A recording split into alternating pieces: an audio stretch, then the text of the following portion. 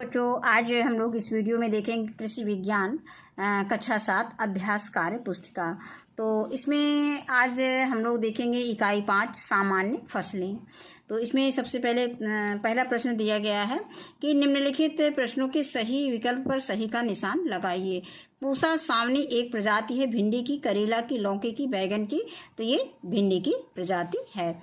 इसके बाद आता है खा दिया गया है कि भिंडी में वायरस से फैलने वाला रोग है।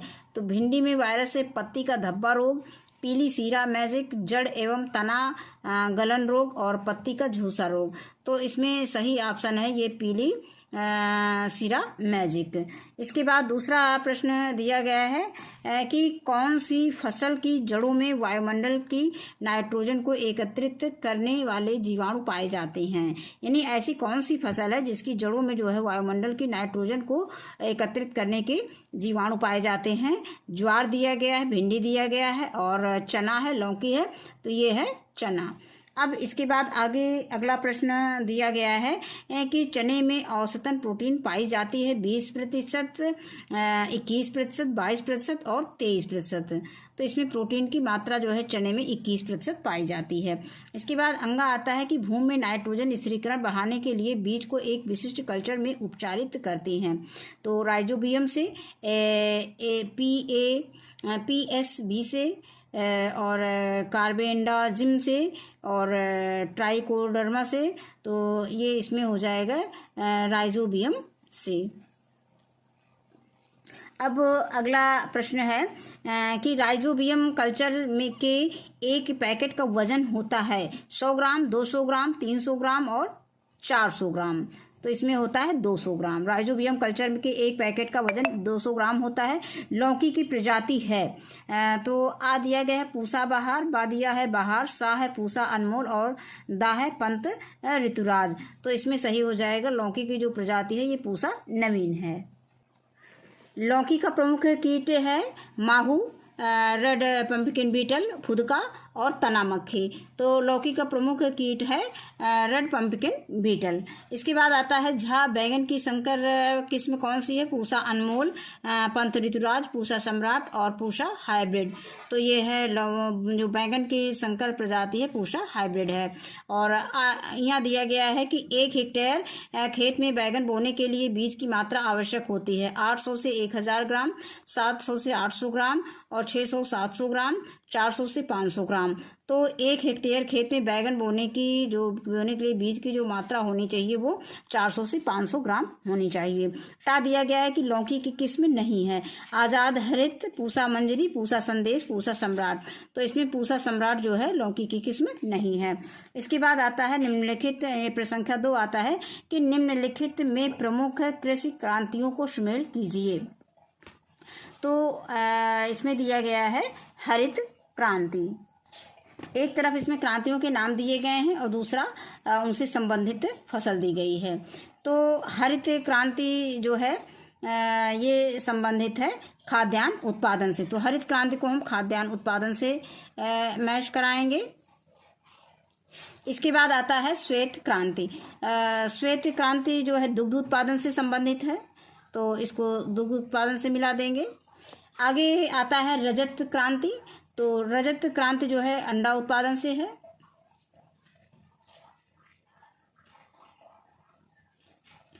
इसके बाद आता है पीली क्रांति। पीली क्रांति जो है ये सरसों उत्पादन तिलहन से संबंधित है। इसके बाद आता है सुनहरी क्रांति। सुनहरी क्रांति जो है ये फल उत्पादन से संबंधित है।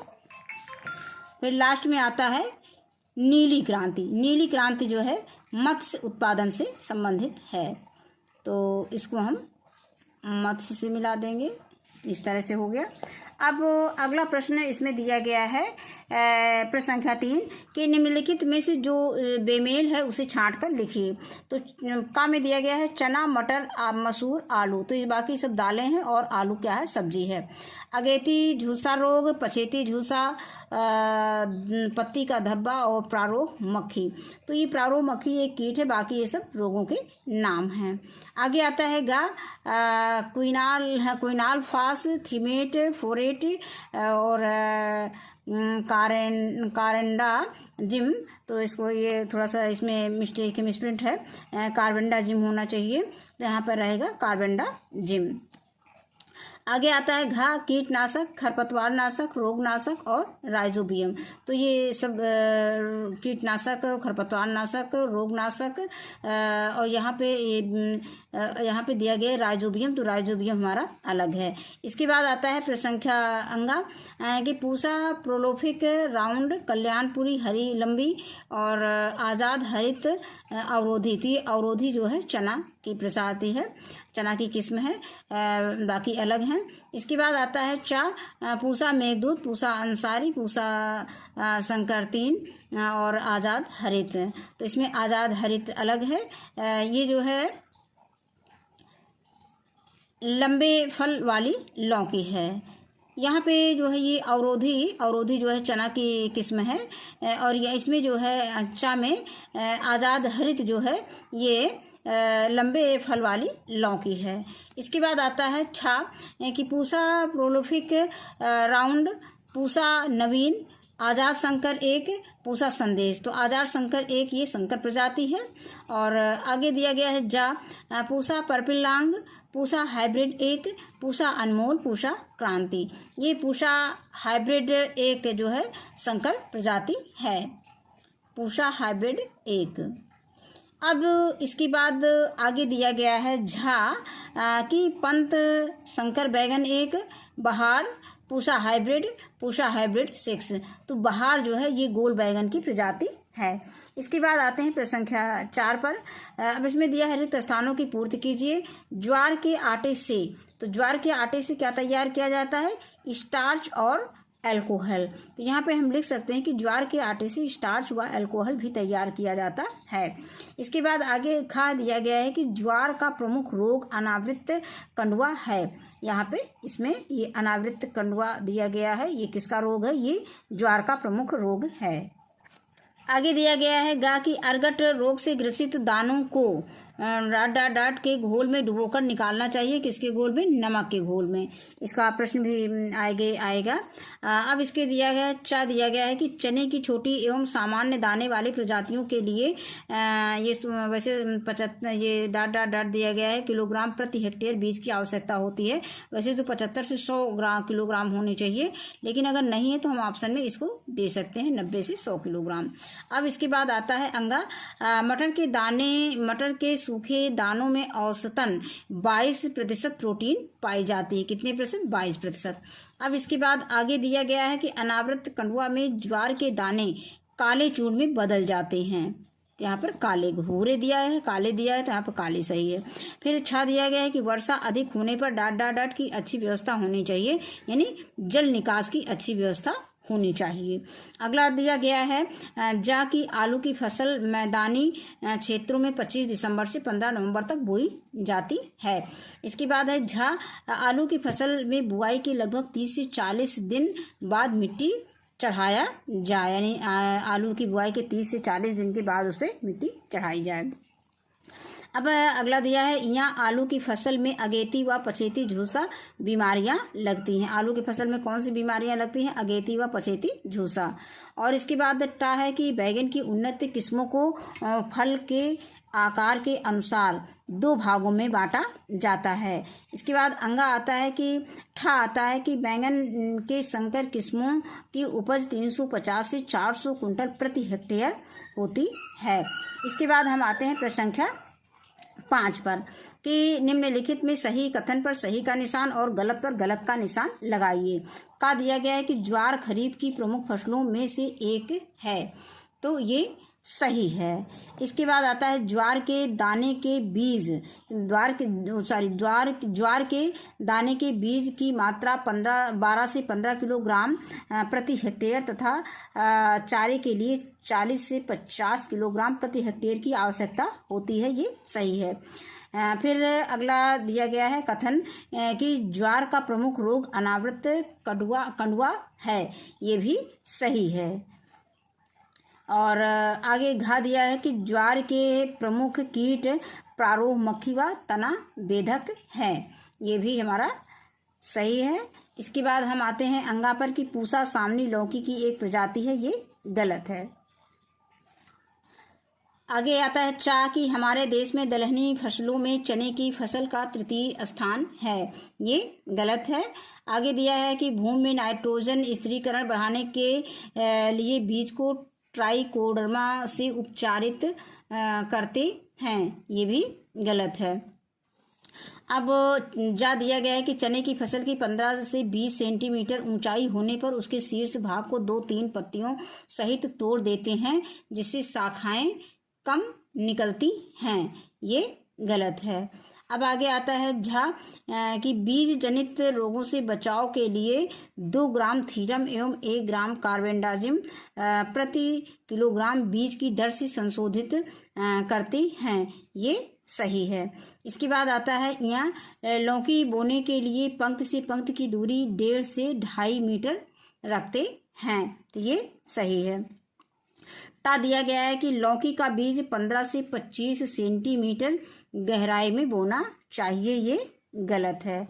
आगे है ठा कि 1 हेक्टेयर खेत के लिए लगभग 2-3 किलोग्राम बीज की पौध पर्याप्त रहती है, तो ये गलत है।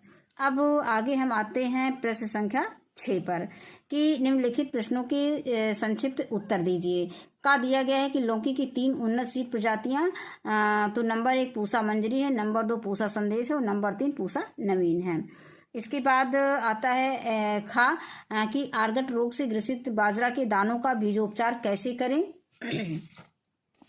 तो यहाँ पे अभी हम लोगों ने ये एक विकल्प में पढ़ा था कि आर्गट रोग से ग्रसित दानों को नमक के घोल में डुबाकर निकालना चाहिए, तो वही हमने इसमें इसका उत्तर दे दिया है कि बाजरा के बीज को 20% नमक के घोल में डुबोकर निकाल लें। इसके बाद 1 किलोग्राम बीज को 2 ग्राम कार्बेंडाजिम से उपचारित करें। इसके बाद अगला प्रश्न गा दिया गया है कि लौकी के मृदु रोमिल आसिता का नियंत्रण लिखिए। गा है कि लौकी के मृदु रोमिल आसिता का नियंत्रण लिखिए, यानी मृदु रोमिल आसिता का नियंत्रण कैसे किया जाता है लौकी के। तो ये एक रोग है मृदु रोमिल आसिता, ये लौकी का एक रोग है। तो इसके लिए हम 2 ग्राम मैंकोजेब प्रति लीटर पानी की दर से 10 से 15 दिन के अंतराल पर छिड़काव करना चाहिए। आगे है घा कि गोल बैगन की 2 उन्नतशील प्रजातियों के नाम लिखिए। तो नंबर 1 पंजाब है, नंबर 2 बहार है, ये बैगन की उन्नतशील प्रजातियां हैं। इसके बाद अंगा है कि भिंडी के फसल में रोग एवं कीट प्रबंधन कैसे करेंगे। तो रोग प्रबंधन कैसे करेंगे, इसके लिए हम 1.5 मिलीलीटर साइपरमेथ्रिन प्रति लीटर पानी और 0.2 सूटोक्स की जो मिला करके इसका छिड़काव करेंगे। इसके बाद कीट प्रबंधन के लिए डाइमिक्रॉन 25 EC यानी 25 EC और 1.5 मिलीलीटर प्रति लीटर पानी में मिलाकर इसका छिड़काव करेंगे। इसके बाद है राइजोबियम कल्चर की प्रयोग विधि बताएं। तो इस विधि में ये प्रयोग विधि है, ये हमने पूरा डिटेल में इसको बता दिया है कि इस विधि में उचित मात्रा में गुड़ व पानी गर्म करके उसे ठंडा होने पर इसमें 500 ग्राम कल्चर मिलाकर 1 हेक्टेयर में बोने वाले बीजों को इसमें मिलाएं या मिलाते हैं, जिससे सभी बीजों पर राइजोबियम कल्चर की एक परत चढ़ जाए। अब इसके बाद हम इसको या तो ये प्रश्न देंगे या तो इसका उत्तर हम इस प्रकार 60 में इसको लिख सकते हैं, क्योंकि उसमें स्पेस कम है कि राइजोबियम कल्चर का साफ पानी में घोल बनाकर 10 किलोग्राम बीज की दर से छिड़काव करके उसे साफ स्थान पर फैलाना चाहिए। यहाँ पर हम लिख देंगे करके। इसको एक बार फिर से देख लेते हैं कि राइजोबियम कल्चर का साफ पानी में घोल बनाकर 10 किलोग्राम बीज की दर से छिड़क कर उसे साफ स्थान पर फैलाना। अब अगला प्रश्न है कि मटर की उन्नतशील प्रजातियों के नाम दीजिए। तो मटर की उन्नतशील प्रजाति है पंत मटर 155 और इंद्र शिखा अमन आदि। इसके बाद है बैंगन की खेती में खाद एवं उर्वरक प्रबंधन के बारे में लिखिए। तो खाद जो है 200 से 250 कुंतल, यहाँ पे लिख देंगे कुंतल, 250 कुंतल प्रति हेक्टेयर और गोबर की खाद। इसके बाद उर्वरक में 100 किलोग्राम नाइट्रोजन, 50 किलोग्राम पोटेशियम और 50 किलोग्राम फास्फोरस मिला करके उसमें छिड़काव करेंगे या उसमें डालेंगे खेत में। अब इसके बाद आता है जहाँ बैंगन की प्रति हेक्टेयर उपज, औसत उपज लिखिए। तो 200 से 250 कुंटल प्रति हेक्टेयर इसकी औसत उपज होती है। इसके बाद प्रश्न संख्या 7 है कि निम्नलिखित प्रश्नों के उत्तर एक शब्द में दीजिए। तो का दिया गया है कि हमारे देश में दलहनी फसलों में चने की फसल का स्थान है, प्रथम स्थान है। इसके बाद खा दिया गया है कि चने में औसतन प्रोटीन पाई जाती है, तो 21% औसतन प्रोटीन पाई जाती है। अगला प्रश्न गा दिया गया है कि ज्वार की खेती के लिए उपयुक्त मिट्टी, तो बलुई दोमट मिट्टी। ज्वार का प्रमुख रोग है अनावृत कड़वा रोग। अब इसके बाद अंगा है फसल को दीमक से बचाने के लिए इस्तेमाल किया जाने वाला कीटनाशक, ये फोरेट 10G है। इसके बाद है चा की चने की फसल में बीज शोधन हेतु प्रयुक्त फफूंदी नाशक है थीरम प्लस कार्बेंडाजिम का मिश्रण। इसके बाद राधे प्रजाति किसका है? ये राधे प्रजाति जो है चने का प्रजाति है, यानी चना का प्रजाति है। राधे किसका प्रजाति है? राधे चना का प्रजाति है। इसके बाद आता है जा की मटर की फसल में लगने वाले प्रमुख रोग, बुकनी या कह सकते हैं चूर्णिल आसिता रोग। इसके बाद है लौकी की उन्नतशील प्रजातियां कौन कौन सी हैं? पूसा नवीन, आजाद हरित और आजाद नूतन। इसके बाद नीली क्रांति संबंधित है मछली उत्पादन से। टा है कि ज्वार की बुआई का उपयुक्त समय क्या होता है? जुलाई का दूसरा सप्ताह। अगला प्रश्न आता है ठा की बैगन की संकर प्रजाति का नाम, तो पूसा हाइब्रिड 1 और पूसा हाइब्रिड 36 यानी 36। अब अगला है प्रश्न संख्या 8 है कि निम्नलिखित चित्रों को देखकर उनके सम्मुख दिए गए बॉक्स में उन्हें नियंत्रित करने के लिए प्रयोग किए जाने वाले कीटनाशक, फफूंदी नाशक और खरपतवार नाशक, नियंत्रित करने वाले कीटनाशक, फफूंदी नाशक या खरपतवार नाशक का नाम व मात्रा लिखिए। यानी सबसे पहले हमें क्या करना है? चित्र को देख करके उनके सम्मुख कीटनाशक, फफूंदी नाशक, इनका सबकी पहचान करनी हो। पहचान करने के बाद उसमें हम क्या प्रयोग करेंगे, उसको मतलब उपचार के लिए क्या प्रयोग करेंगे और उनकी मात्रा का नाम लिखना है। तो अब हम इसमें देखते हैं, ये जो चित्र में दिखाया गया है इसमें जो रोग है उसके लिए हम कार्बाक्सिन 2.5 ग्राम प्रति किलोग्राम की दर से इसमें छिड़काव करते हैं। इसके बाद इसमें ये कीड़ा दिखाया गया है, तो इसके लिए हम मोनोक्रोटोफास 36 SL 1 लीटर प्रति 500 लीटर पानी में इसमें छिड़काव करेंगे। इसके बाद ये दीमक दिखाया गया है, इसके लिए जो है फोरेट 10G या 10G 25 किलोग्राम प्रति हेक्टेयर की दर से छिड़काव करेंगे। आगे आता है ये पत्ती में एक हरा कीड़ा दिखाया गया है, इसके लिए जो है क्विनाल्फास 25 EC 2 लीटर प्रति 1000 लीटर पानी में मिलाकर इसका छिड़काव करेंगे। आगे आता है इसमें जो है चित्र में ये 3 प्रकार के कीड़े दिखाए गए हैं, ये अक्सर पत्तियों में देखने को मिल जाते हैं। तो इनके लिए जो है मोनोक्रोटोफास, इनके लिए 2 दवाइयाँ प्रयोग की जाती हैं। एक है मोनोक्रोटोफास 36 SL और 1 लीटर प्रति 500 लीटर पानी में मिलाकर इसका छिड़काव किया जाता है। इसके बाद आता है क्विनाल्फास, ये 25 EC 2 लीटर प्रति 500 लीटर पानी में मिलाकर छिड़काव किया जाता है, यानी 2 लीटर जो है ये दवा और उसमें जो है 500 लीटर पानी मिलाकर इसका छिड़काव किया जाता है। इसके बाद आता है कि प्रश्न संख्या 11 है कि निम्नांकित में सामने दिए गए रोग चित्रों को पहचान कर उनके सामने फसल का नाम लिखिए। अब यहाँ पे ये है आलू की फसल, इसमें झुलसा रोग लगा हुआ है, ये पत्तियों में दिखाया गया है, पत्तियां झुलस गई हैं। इसके बाद आता है अगला कि भिंडी की फसल पत्तियों का धब्बा रोग है, ये भिंडी की फसल है, उसमें के पत्तियों में जो है धब्बा रोग दिखाया गया है। आगे आता है ये बैगन की फसल, ये बैगन में जो है फल रोधक रोग लगा हुआ, ये बैगन का चित्र दिखाया गया है और ये इसमें कौन सा रोग है? ये फल रोधक रोग है। इसके बाद आता है ये भिंडी का पत्ता है, भिंडी के पेड़ का पत्ता, ये भिंडी का पत्ता है, तो भिंडी की फसल है, यहाँ पे पीला सिरा मोज़ेक रोग लगा हुआ है इसमें। इसके बाद अगला चित्र दिखाया गया है, ये चना की फसल है, इसमें चना की फलियाँ लगी हुई हैं, तो इसमें जो है सेमी लूपर नामक रोग लगा हुआ है।